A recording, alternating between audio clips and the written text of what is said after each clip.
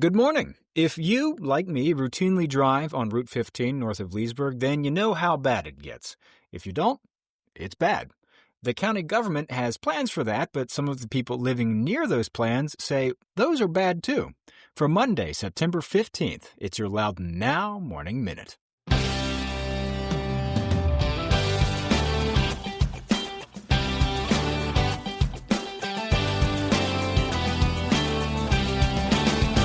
Thanks for being with us. I'm Rince Green. More than 100 people showed up to the Luckett's Community Center last week for a workshop on the county government's plans to widen Route 15 and build a bypass around the village. That $220 million project is set to start next year and continue for the next decade. It includes widening Route 15 to 4 lanes from Battlefield Parkway to Montresor Road and a bypass that goes around the village of Luckett's and through the J.K. Black Oak Wildlife Sanctuary. This plan has been debated for years, and the debate continues. Common themes at the workshop last week included the need for roundabouts instead of traffic lights, the impacts on the village and the wildlife sanctuary, and the merits of a large-scale construction project in the Limestone Overlay District. If you're not super plugged into construction projects in Loudoun County, one of the difficulties is that there's a lot of limestone underground in a belt near Leesburg, what's called karst geography.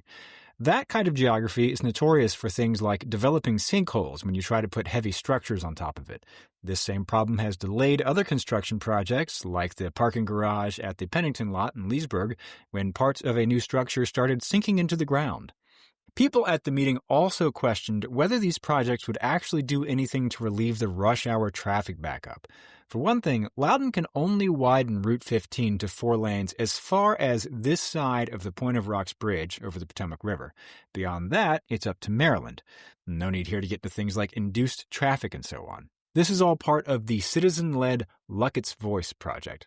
The group plans to reconvene at the Luckett's Community Center this Wednesday, September 17th, for another workshop to come up with some solutions to suggest to the county's project managers when they have their next meeting with the community in October.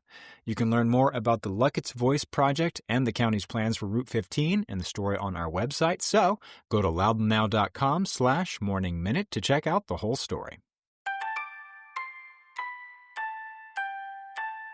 In other news, drought conditions are back, and 2 towns are now asking citizens to conserve water. According to data from the National Integrated Drought Information System, most of Loudoun County is experiencing moderate drought conditions. August was the 7th driest month for the past 131 years. Loudoun County experienced drought from June 2024 to June 2025 with extreme drought conditions last July and August, prompting widespread water conservation mandates. And now the drought is back. The town of Round Hill never actually stopped its voluntary water use restrictions from that drought, and last Thursday, the Middleburg Town Council voted to implement their own voluntary water conservation measures for their water customers as well.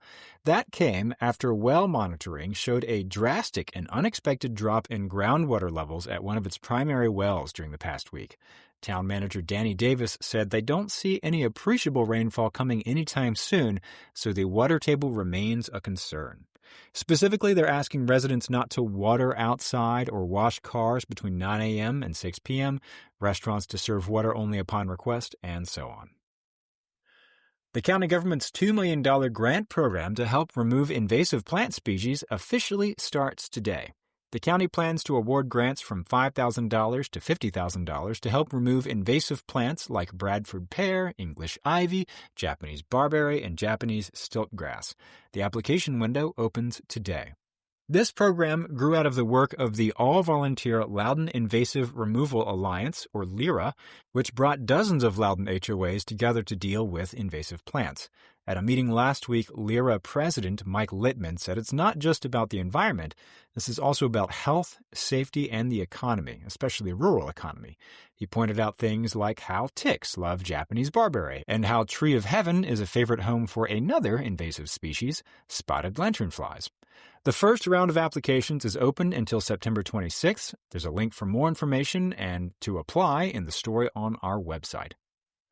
And the Loudoun County School Board last week gave its unanimous approval to transfer $44.5 million from various funds to its health insurance and workers' compensation programs and to repay nearly $29 million to the state after misallocating federal funding for special education programs. Loudoun County Public Schools underestimated how many workers' comp claims it would receive this year, and the cost of those claims has gone up as well. As for the special education funding, a state audit of LCPS in May of last year found that some of the federal special education funding, which flows through the state to the county, had not been used in an allowable way. Specifically, they used that money to fund education for English language learners, and then found out that evidently does not fit into the state's definition of bilingual education.